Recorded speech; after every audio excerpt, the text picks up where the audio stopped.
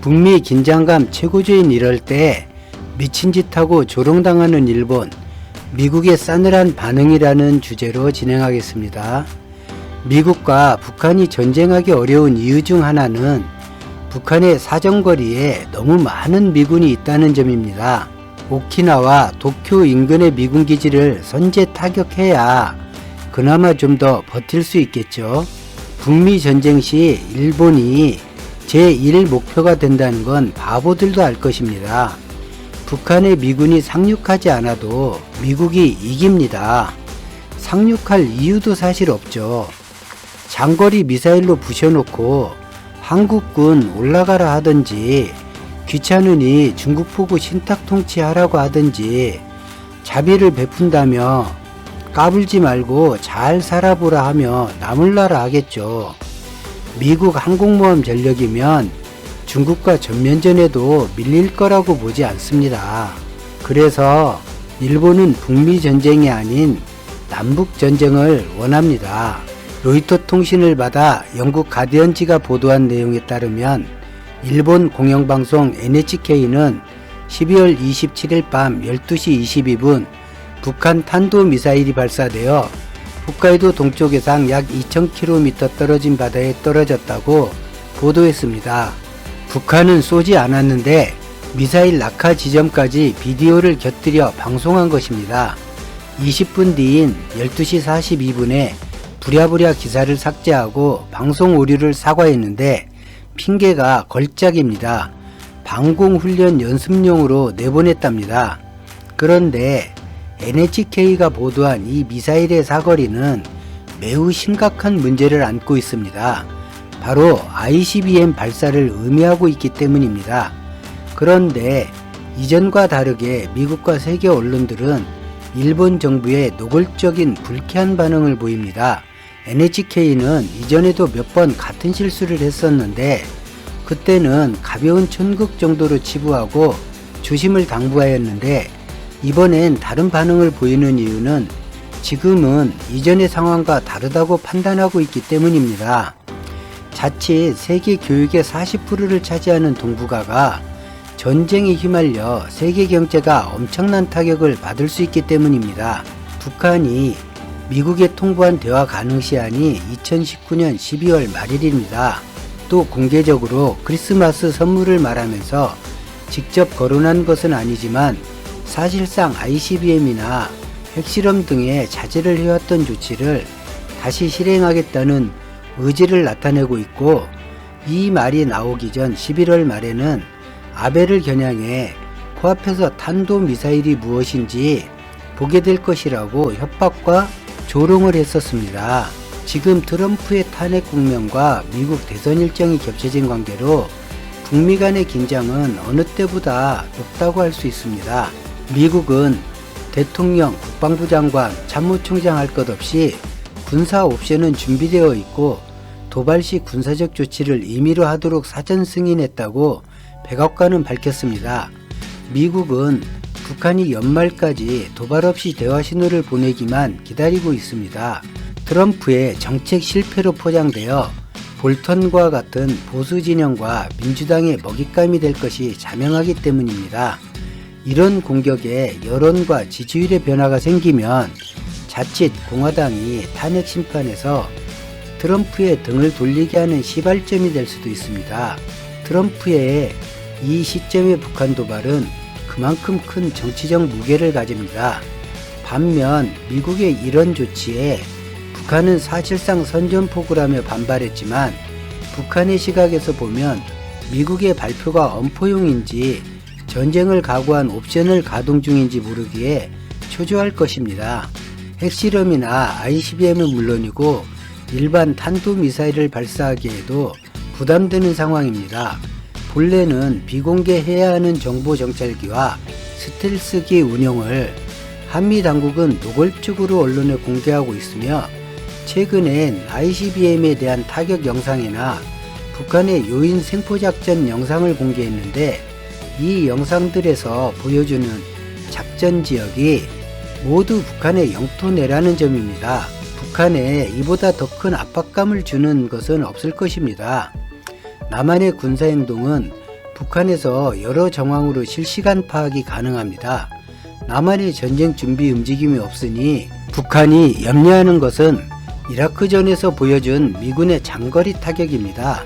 알 수 없는 어느 태평양 지역에서 북한으로 미사일을 쏘는 것입니다. 요격 지점을 타격할 수도 방어도 사실 불가능합니다. 북한이 먼저 중대한 공격을 주일 주한미군 기지나 한국, 일본에 하지 않는 한 미국이 먼저 선제 공격을 하는 건 사실상 현 시점에 불가능하지만 북한이 미국을 신뢰하는 크기가 그런 상식적인 판단을 하지 못할 만큼 불신으로 가득합니다. 이런 상태에서 NHK의 오보는 자칫 실제 전쟁을 불러올 수도 있겠죠.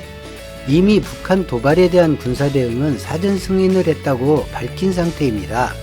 한미 구 당국이 파악하지 못한 북한의 미사일 관련 보도에 대해 미군이 오판하거나 오보를 빌미로 북한을 타격한다고 했을 때 북한의 대응 타격이 어느 곳을 향할지 쉽게 생각해 볼 수 있습니다. 일본이 제일 타격 대상이 될 확률이 매우 높아집니다. 이 때문에 이번에는 일본 정부 관계자들도 이례적으로 NHK에 화를 내고 있습니다. 일본이 군수물자를 지원하고 미국이 이를 한국에 지원하는 남북전쟁을 바라지 북미전쟁을 바라지 않습니다. 일본이 북한의 공격 대상이 되어버릴 가능성이 매우 커지기 때문입니다. 동북아 미군의 전략물자 3분의 2가 일본에 있습니다. 미국은 주일 미군, 주한 미군의 안위가 일본의 이런 정신나간 짓에 위험해지는 걸 바라지 않습니다. 세계 무역이나 경제에 있으나 마나 존재감이 없는 북한과 이렇게 대치하는 모습도 자존심 상하는데 이런 오보로 미국 언론이 주한, 주일 미군의 안위를 거론하는 건 분통이 터질 일입니다. 그 짓을 지금 일본이 해버린 것이죠. 한밤중 모두 잠자리에 들거나 든 시간인 12시 22분에 NHK가 대형 사고를 친 셈입니다. 로이터를 비롯한 해외 통신사들, 언론들이 이런 점 때문에 일본을 비난하고 있고 지금 미국의 불편함은 일본의 어떤 심정인지 안 물어보아도 알 수 있습니다. 미국이 북한만 피해주는 군사기술이 있다고 하면서 미국의 북한 타격을 바라는 듯한 댓글을 가끔 봅니다. 최근 종합편성 채널들은 무슨 이유인지 미군의 선제 공격과 관련된 방송을 마치 자랑스러운 일인 듯 방송하고 유튜브에 올리고 있습니다.